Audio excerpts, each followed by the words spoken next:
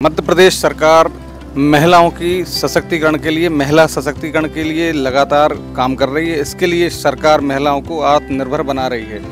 मध्य प्रदेश में अमृत 2.0 योजना के तहत भी आर्थिक रूप से महिलाओं की मजबूती के लिए सरकार ने उन्हें स्व सहायता समूह से जोड़ा है और अब प्रदेश में हजारों की संख्या में महिलाएं इन समूहों के माध्यम से रोजगार और स्वरोजगार के सीधे अवसर खुद तय कर रही हैं।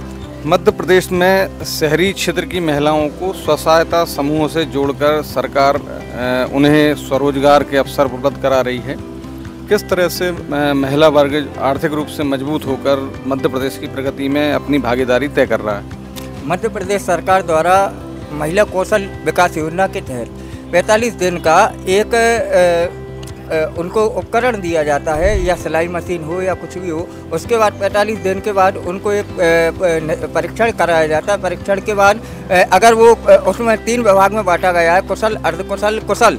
अगर उसमें वो महिलाएं परीक्षा पास कर लेती हैं तो उनको महीने का वेतनमान दिया जाता है। इसके अलावा प्रधानमंत्री कौशल विकास योजना देखें हम, प्रधानमंत्री कौशल विकास योजना में कई तरह के आप देखें कि उसमें सिलाई है, कढ़ाई है, बुनाई है। इससे भी महिलाएं सशक्त हो रही हैं और अपना खुद का रोजगार ढूंढ रही हैं। मध्य प्रदेश में सरकार नगरीय निकायों के माध्यम से भी महिलाओं को सशक्त बना रही है। अमृत 2.0 के तहत मध्य प्रदेश में नगरीय निकायों में महिलाओं को वुमेन फॉर ट्रीज के रूप में चिन्हित किया जा रहा है, जिसके माध्यम से महिलाएं शहर के उद्यानों की, बगीचों की देखरेख करेंगी और इसके बदले में उन्हें रोजगार के अवसर भी मिलेंगे। इसी तरह पेयजल की स्वच्छता के परीक्षण के काम में भी महिलाओं को भागीदारी दी गई है। कैसी योजनाएं हैं मध्य प्रदेश सरकार की और डॉक्टर मोहन यादव की सरकार किस तरह से महिला वर्ग के लिए योजनाएं चला रही है और कैसे महिला वर्ग तक उनका लाभ मिल रहा है?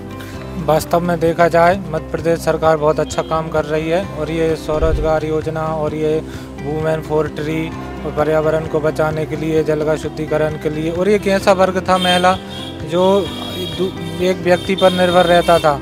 आज मध्य प्रदेश सरकार ने ये सारी महिला हितैषी योजनाएं ला के और उनको सशक्त बनाया है और वास्तविकता ये है कि अब वो घर चलाने में और हर चीज़ में अपनी सुविधाएं पूरी करने में जिन चीज़ों का उनको अभाव रहता था वो अब स्वयं से प्राप्त करके अपना जीवन स्तर सुधार रही हैं। मध्य प्रदेश में ग्रामीण आजीविका मिशन के तहत भी महिलाओं को सरकार आगे लेकर आई है।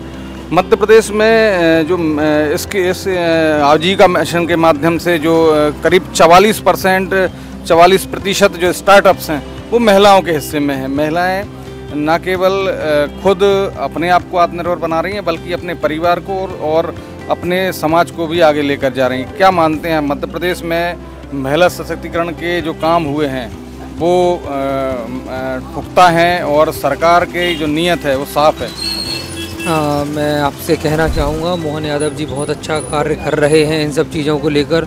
महिला सशक्तिकरण को लेकर मैं आपसे एक बात कहना चाहूँगा कि ये जो योजना है ये डायरेक्ट रूप से महिलाओं का इनकम को तेज कर रही हैं, घर की चीज़ों को बढ़ावा दे रही हैं। घर खर्च में उनको, जो आज तक एक महिला घर में रोटी बनाती थी, पानी भरती थी, घर का काम करती थी, वो इन योजनाओं के कारण समाज में अपनी एक अलग पहचान बना रही हैं। आजीविका मिशन को देखते हुए अगर अपन कहना चाहें तो आज जैविक खेती को लेकर महिलाएं आगे आ रही हैं और अच्छे खासे दामों पर अपनी जैविक सब्जियों को बेचकर अच्छा प्रॉफिट कमा रही हैं। मध्य प्रदेश में किसी भी अर्थव्यवस्था में रुपया महत्वपूर्ण होता है।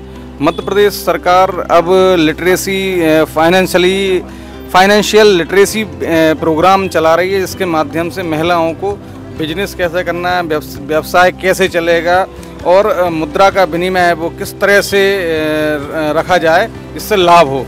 तो महिलाओं को इस तरह की प्रशिक्षण दिए जा रहे हैं, इस तरह की ट्रेनिंग दी जा रही है और कई जिलों में सरकार ने इसके लिए सेंटर खोले हुए हैं। ये डिजिटल प्लेटफॉर्म है जिसके माध्यम से महिला वर्ग इसमें दक्ष होकर कई काम धंधों में, बिजनेस में अपना योगदान दे रहे हैं।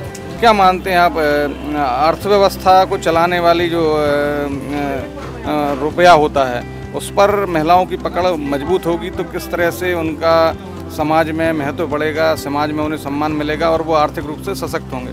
पहले की अपेक्षाएं महिलाएं आज की तारीख में बहुत आगे बढ़ चुकी हैं। कई क्षेत्रों में देखो, चाहे राजनीतिक क्षेत्र हो चाहे उद्योग क्षेत्र हो, उद्योगिक क्षेत्र में भी सरकार महिलाओं के विकास के लिए बहुत काम कर रही है। माने सब्सिडी के माध्यम से भी देखो तो महिलाओं को ज़्यादा सब्सिडी देख के उनको प्रोत्साहन कर रही है। छोटे छोटे उद्योगों के लिए बैंकों से ऋण लेने के लिए ऋण में ही तुरंत सब्सिडी माध्यम से, माने कहीं जगह 40 से 50% सब्सिडी, 50% सब्सिडी महिलाओं के नाम से दी जा रही है।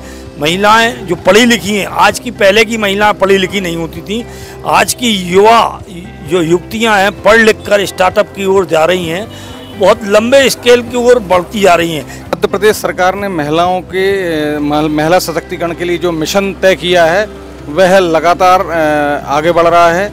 मध्य प्रदेश में महिला वर्ग को जैविक हाट के माध्यम से बाजार में दक्ष होने का अवसर हो या फिर वुमेन्स फॉर ट्री के रूप में शहरी क्षेत्रों में बगीचों की देखरेख करने का मौका मिल रहा हो। महिलाएं हर मोर्चे पर आगे हैं और इसमें सबसे महत्वपूर्ण भूमिका सरकार निभा रही है।